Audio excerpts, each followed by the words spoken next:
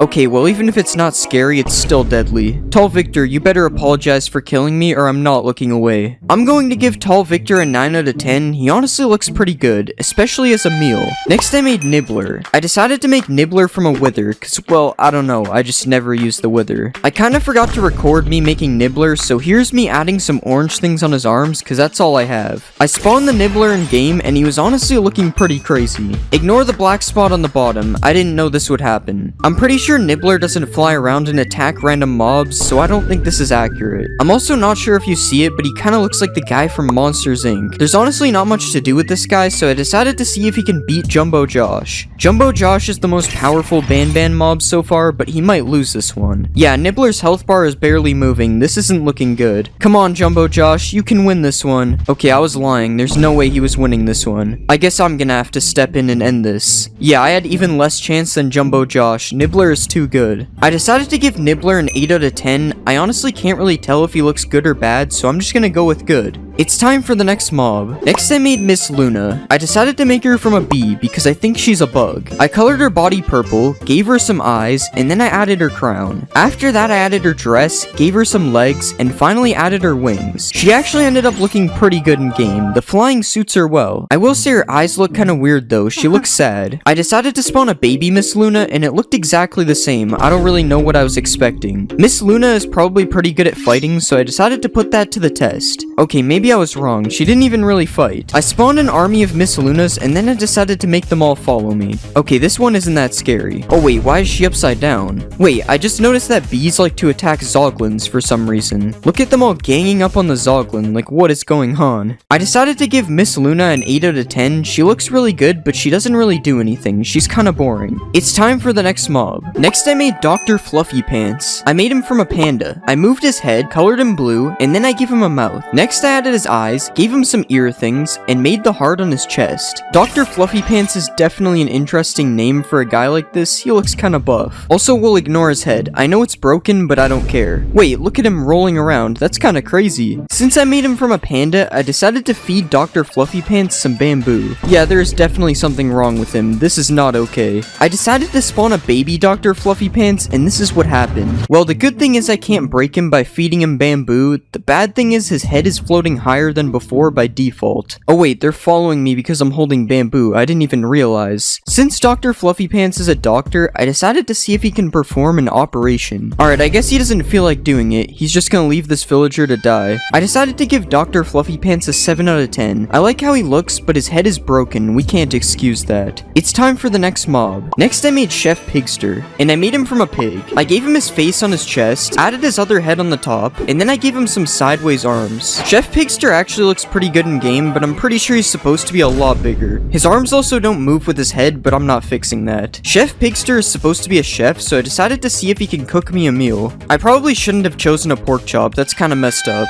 After that, I decided to spawn a baby Chef Pigster. I kinda forgot that all the baby pigs have this weird thing with their head. Also, there's an eye on his back. Not sure how I didn't notice that. I spawned an army of Chef Pigsters, and then I made them all follow me. Yeah, this definitely isn't scary at all. I decided to give Chef Pigster an 8 out of 10. His bottom head looks really good. Not the top head, though. I don't know what this is.